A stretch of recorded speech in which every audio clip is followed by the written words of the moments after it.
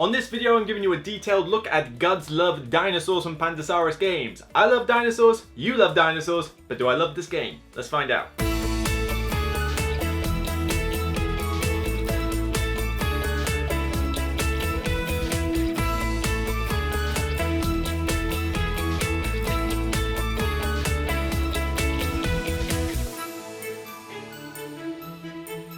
Hello, welcome, I'm Luke Hector from the Broken Meeple, and if this is your first time checking out the channel, then be sure to check out the rest of my content to find out about board game reviews, top 10s, podcasts, the works. You name it, I do it on this channel, and hopefully you'll be here to stay. And if the game I'm reviewing takes your fancy, then consider acquiring it from zatu.co.uk, where you can use my code TBMeeple5 down below in order to get a 5% discount on this purchase, as well as any other game purchases you might make. Check out the website and see if you can grab yourself a bargain. I've made a slight adjustment to the shutter speed and the frames per second on the camera after taking some tips, so let me know in the comments if you've noticed any difference between this and previous videos and that. I'm just interested in the technical details here.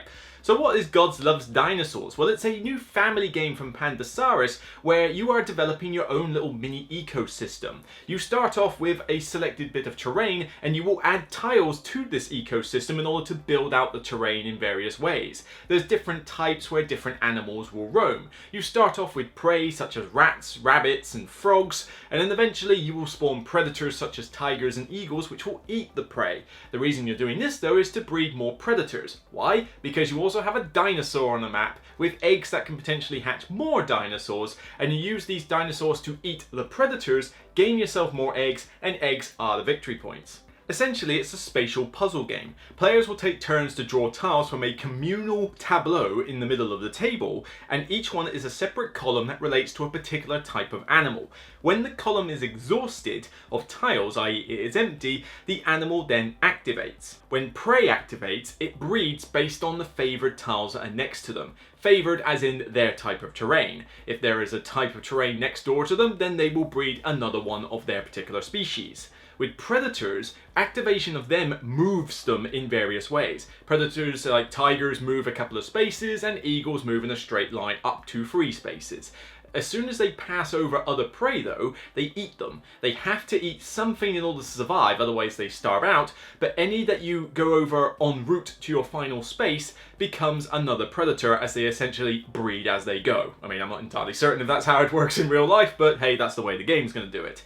But then if the dinosaur marker is on the same column that activates, then the dinosaur activates straight after, and it moves in a similar way to tigers, where it essentially moves up to 5 spaces and you can direct where it goes.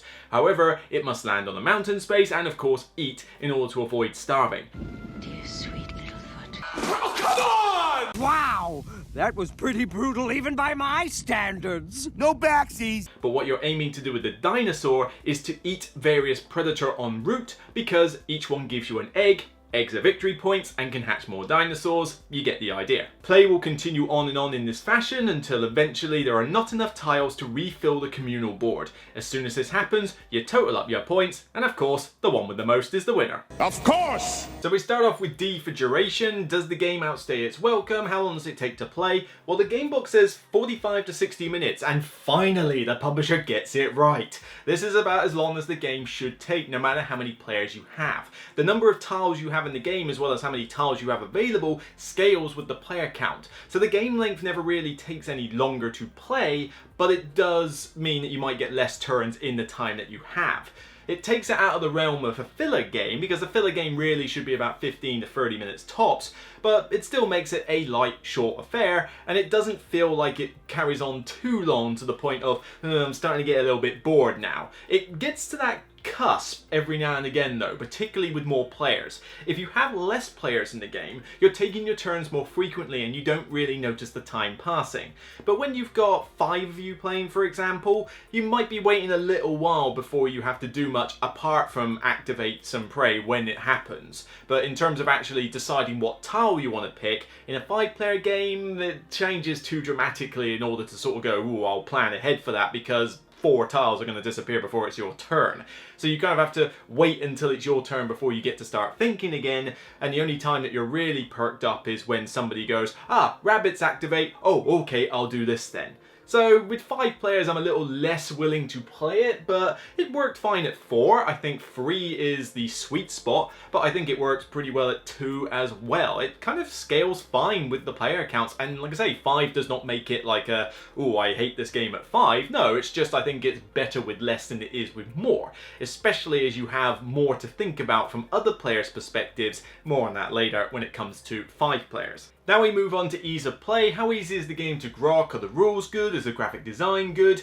Well, here's your rulebook. It's about as thin as you can possibly get for a rulebook. You know, don't be fooled by the big size of the front. That's just to get a lot of stuff on each page.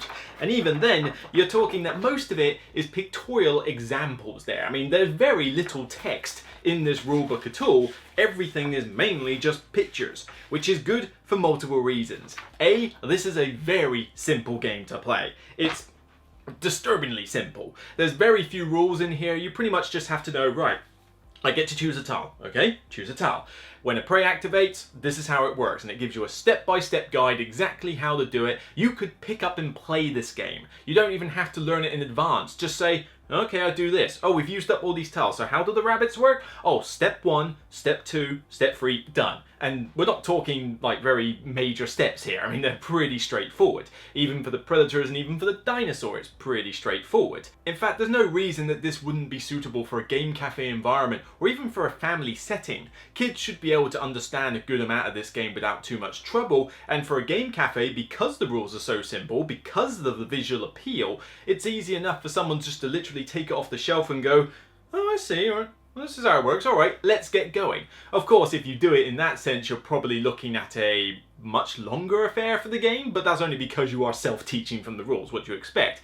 But it's not like it's going to be, all right, okay, we've learned the rules and then 3 hours later we finish the game. Nah, it should be relatively straightforward for pretty much any gamer. Moving on to tactics and strategy, is there enough in this game to test the brain cells and keep you going?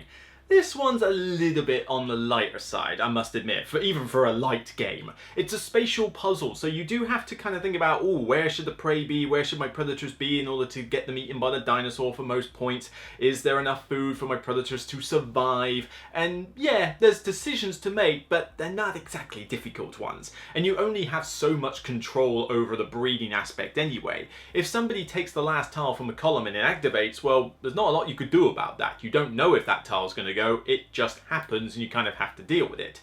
For the most part, players don't tend to have predators dying from starvation because prey breeds so fast in this game and so rapidly that running out of prey is something that really should not happen to you unless you've done something horrendously wrong. I award you no points, and may God have mercy on your soul.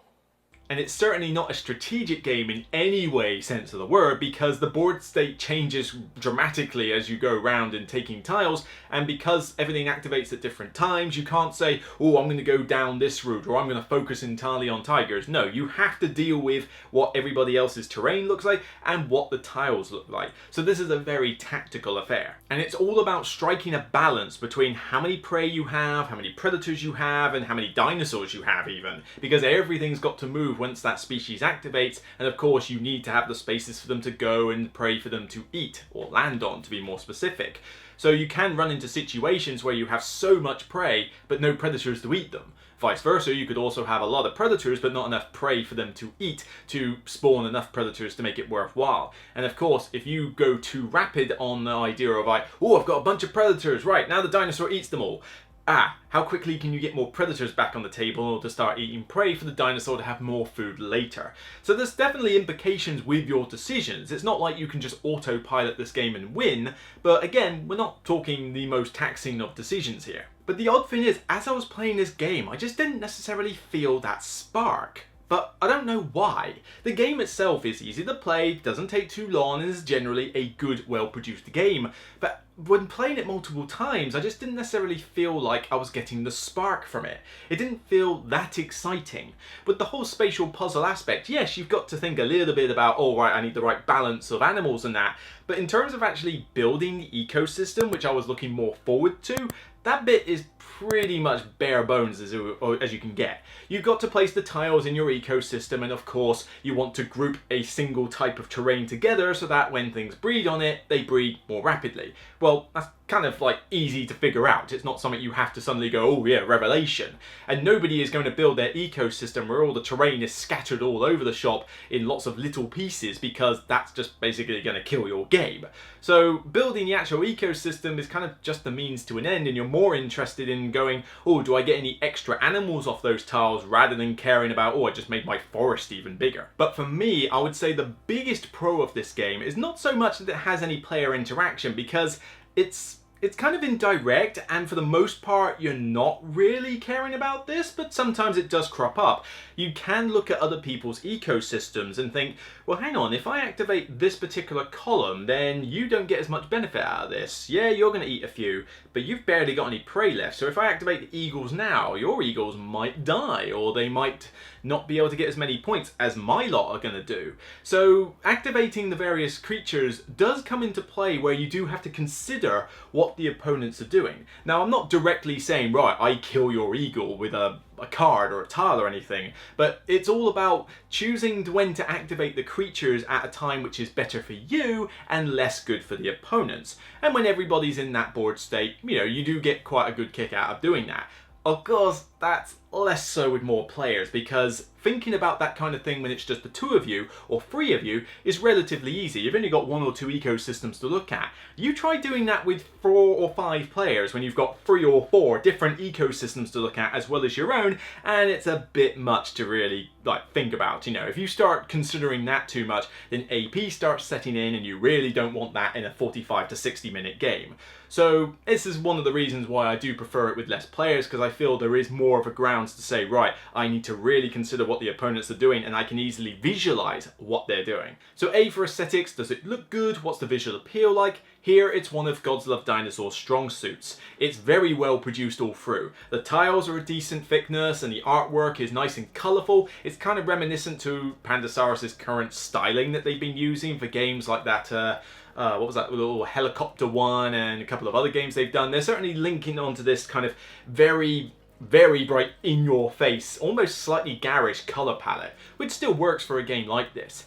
All the different animals have got little wooden meeples for them, which are really cool. Although, little word of warning, the prey are quite small, like they are very tiny. So it's not that you can't distinguish them, but be wary if you've got cats or little kids hovering around the table, because there's a easy chance for them to get eaten along the way. But when you take the colourful artwork and all those pieces together and put them around other players, it does look very pretty. People will walk by and turn their heads and go, ooh, this looks interesting.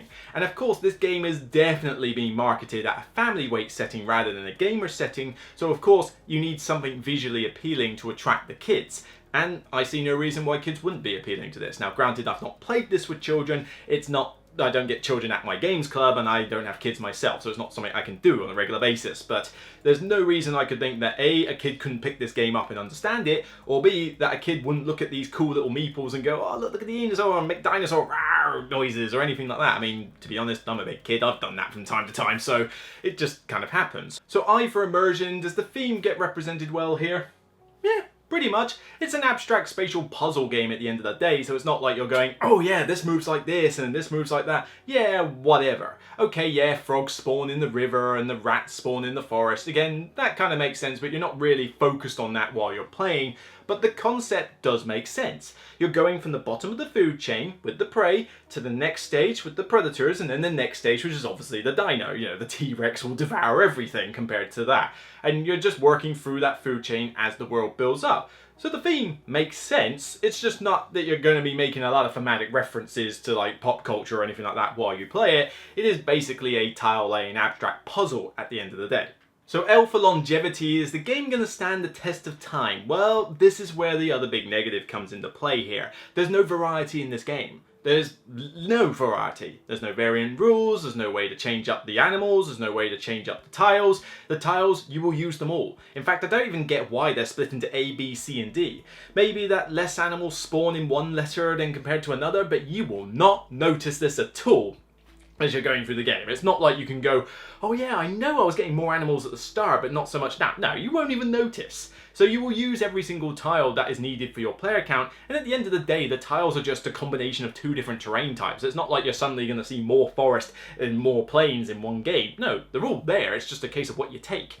The animals, you'll use every single animal. All 3 prey, all 2 predators, all 1 dino. Well, of course you need a dino. But there's no like extra animals, like maybe they could have had a tiger, eagle, and 2 other predators that could have had different movement rules. Of course, you'd have to have even more tiles with more symbols to denote them because the symbols are specific to the type of predator. You'd need more with the meeples, the production cost would go to ridiculous levels. So of course, I'm not expecting that to be the case. But it does mean that every game is going to play out exactly the same, with little to no differentiation between them, and of course that means that playing this game like one after the other in quick succession is not something I'm keen to do, and I don't think many others are going to be either. So my final word on Gods Love Dinosaurs is that this is going to be a very short, very simple, and very appealing game for families specifically. It's got a lot of merits to it. I can't really fault a lot of it in terms of its production or its length or its rulebook or anything like that. It's just that it just didn't feel as exciting, and it does suffer for not having any kind of variety within its replay value. This is not a game that I think you're going to pull off the shelf regularly to play, but if it's on the table or if somebody says, you know what, we haven't played that in a while, do you fancy doing it? I'd be like, yeah, cool, it's fine. I still think it's got a lot going for it. I'm just not the target market for it, so I feel that this is definitely one for the families and worth checking out at your local cafe or picking up for yourself if that is where you sit. But if you're a gamer, if you're a full gamer and you're just playing with gamers, I don't think this is going to offer enough to the table to get you fully engaged or to keep you coming back for more. So this is a difficult one to rate because I have to consider that this is more for a different market than others. I would say definitely check this out if you are a family gamer, but for me, I'm going to give it a 6 out of 10 overall because I can't fault a lot of it. And 6 on my scale is still above average. It's still a game that if somebody says, oh, I fancy playing Gods Love Dinosaurs and I haven't played it for a week or two, then I'll be like, okay, cool, let's play it. It'll be nice and quick, it'll be done and dusted, and I'll be like, yeah, that was enjoyable, I'm now good for a little while. But even though I can't give it a higher rating, I still recommend that a Board Game Cafe pick this up, because I'm already going to donate this to Dice Portsmouth. This is a given, they've asked for it, and I think it's going to be perfect for the setting. I'll even help them teach it if they want. But then I also think families should consider this. If you've got kids and you're thinking, well, I need something to entertain them and everything else is a bit too dry or not particularly visually appealing, then grab this one because I think this one will set you up a treat.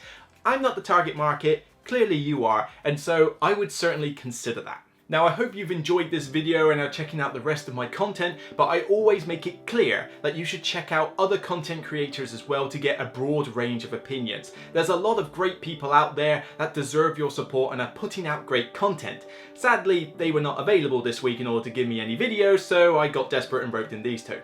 Hello everyone, this is Johannes. And this is Sunoma. And we are Board Gaming Ramblings. And on our channel you'll find everything you've ever dreamed of. Especially if you like these things. Beige Euros. Heavy games. Fun games. Yeah, because Luke doesn't really seem to like fun games. Join us to find reviews, playthroughs, top 10 lists, and loads of ramblings about some awesome games. Yeah, and Luke, we do think you're an okay guy, even though we don't see eye to eye on most games. Thank you so much for having us. Bye!